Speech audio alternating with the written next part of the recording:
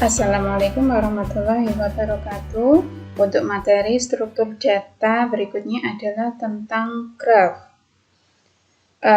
Graf ini adalah merupakan salah satu dari jenis cara penyimpanan pengaksesan data pada struktur data. Graf adalah kumpulan dari simpul dan busur yang secara matematis dinyatakan dengan rumus G sama dengan V, E, di mana G sendiri adalah grafnya, kemudian V kita sebut sebagai simpul atau vertex, atau node atau titik. Sementara untuk E adalah busur atau edge atau arc. Contoh penggambaran dari graf. Nah, graf seperti ini, misalkan ini ada data A, B, C, D, E. Kemudian dari data-data tersebut terhubung dengan satu sama lain. Nah, A, B, C, D ini kita sebut sebagai simpul atau vertex-nya, sementara terhubung ini adalah edge-nya. V terdiri dari V1, V2 sampai dengan V5. E terdiri dari E1, E2 sampai dengan E7. Sebuah graf mungkin hanya terdiri dari satu simpul saja atau satu node seperti ini. Sebuah graf belum tentu semua simpulnya terhubung dengan busur. Sebuah graf mungkin mempunyai simpul yang tak terhubung dengan simpul yang lain seperti ini, tidak terhubung. Sebuah graf mungkin semua simpulnya saling berhubungan. Macam-macam graf, ada graf berarah dan graf tak berarah. Atau kalau graf berarah adalah direct graph seperti ini.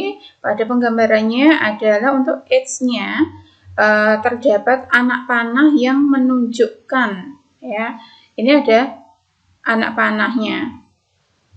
Dimana untuk A ke B, nah ini A ke B bukan B ke A. Nah ini ada arahnya. A ke B ditunjukkan dengan E1, sementara untuk B ke A ditunjukkan dengan E8.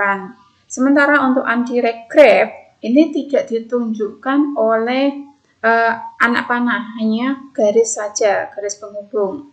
Seperti ini. A terhubung dengan B, ini hanya satu edge saja, edge 1. Ini bisa berasumsi A ke B, bisa juga B ke A, itu undirect graph. Nah, dapat dilihat dari bentuk busur yang artinya urutan penyebutan pasangan dua simpul. Graf tak berarah atau undirect graph atau non-direct graph, urutan simpul dalam sebuah busur tidak dipentingkan. Misal, busur E1 dapat disebut busur AB atau BA. Graf berarah atau direct graph, urutan simpul mempunyai arti. Misal, busur AB adalah E1, sedangkan busur BA adalah E8. Graf berbobot atau wedge graph. Jika suatu busur mempunyai nilai yang menyatakan hubungan antara dua buah simpul, maka busur tersebut dinyatakan memiliki bobot.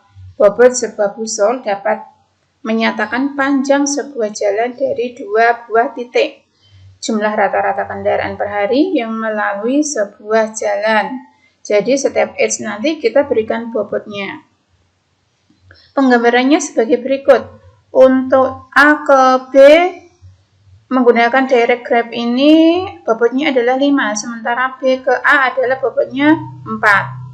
Sama juga untuk undirect graph. Nah, ini ditunjukkan setiap edge-nya ada bobotnya.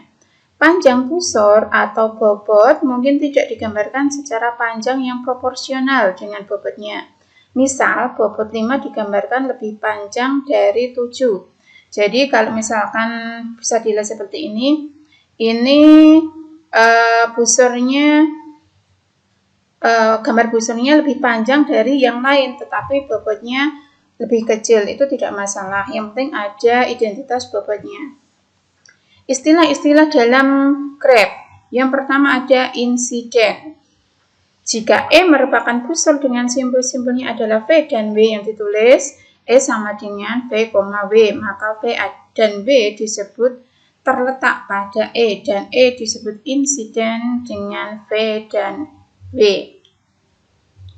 Ada istilah degree atau derajat. In degree dan out degree. Degree sebuah simpul adalah jumlah busur yang insidennya dengan simpul tersebut. Sementara untuk in degree, sebuah simpul pada graf berarah adalah jumlah busur yang kepalanya insiden dengan simpul tersebut, atau jumlah busur yang masuk atau menuju simpul tersebut. Sementara out degree adalah jumlah busur yang ekornya insiden dengan simpul tersebut, atau jumlah busur yang keluar atau berasal dari simpul tersebut. Istilah selanjutnya ada adjacent. Pada graf tidak berarah, dua buah simpul disebut adjacent bila ada busur yang menghubungkan kedua simpul tersebut. Simpul V dan W disebut adjacent, seperti ini, V dan W. Ini edge-nya kita sebut sebagai adjacent-nya. Pada graf yang berarah, simpul V disebut adjacent dengan simpul W bila ada busur dari W ke V.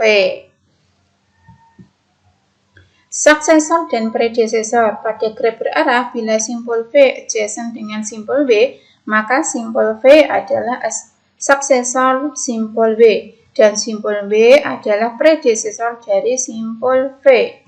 Path. Sebuah path adalah serangkaian simpul-simpul yang berbeda yang adjacent secara berturut-turut dari simpul satu ke simpul berikutnya. Nah, ini seperti ini garis ya. Ini disebut sebagai path-nya. Representasi graf dalam bentuk matrik. Nah, kita gambarkan graf ini dalam bentuk matrik untuk yang tak berarah, graf tak berarah. Ini ada data A, B, C, D, E. Kemudian kita masukkan ke dalam matriknya. Nah, ini A, B, C, D. Ini indeksnya 0, 1, 2, 3, 4. Ini juga sama A, B, C, D 0, 1, 2, 3, 4. Kemudian isi dari matrik di sini adalah 0 jika tidak terhubung. Contoh misalkan ini A dengan A. Nah, ini A dengan A ya. A sendiri tidak mungkin terhubung dengan A, jadi nilainya adalah 0.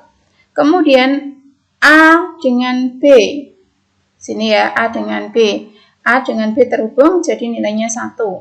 Kemudian A dengan C, 0, tidak terhubung ya. Kemudian A dengan D terhubung, nilainya 1. A dengan E tidak terhubung, nilainya adalah 0. Begitu seterusnya sampai dengan E dengan E. Dari hasil adjacency matrik graf yang tak berarah ini ditentukan degree simpulnya ada 3. Selanjutnya, nah ini ada lagi kayak tadi ya. Ini menunjukkan out degree dan in degree. Jika out degree tadi adalah jika anak panahnya keluar, tapi kalau yang in adalah anak panahnya masuk. Representasi graf dalam linked list. Adjacency list graf tak berarah digambarkan sebagai sebuah simpul yang memiliki 2 pointer. Nah, ini digambarkan dengan menggunakan linked list. Nah, ini untuk pembacaannya.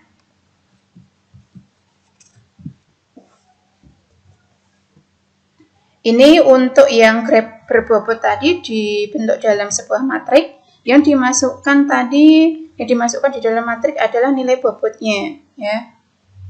Nih contoh misalkan ini nilainya A dengan A, nilainya 0 pasti, ya. Kemudian A dengan B, A ke B, ini bobotnya 5. Kemudian B ke A, bobotnya adalah 6. Nah, untuk penyajian graf ini sudah saya sertakan pada materi contoh codingnya. Silakan buka untuk aplikasi Java-nya. Anda bisa mempraktikkan sendiri. Buat kelas dengan nama coba graf.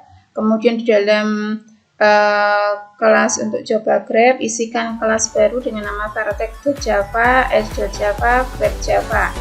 Nah, ini masing-masing ada codingnya. Silahkan nanti Anda bisa mempraktekkan. Demikian yang bisa saya sampaikan untuk materi graf pada struktur data. Terima kasih. Wassalamualaikum warahmatullahi wabarakatuh.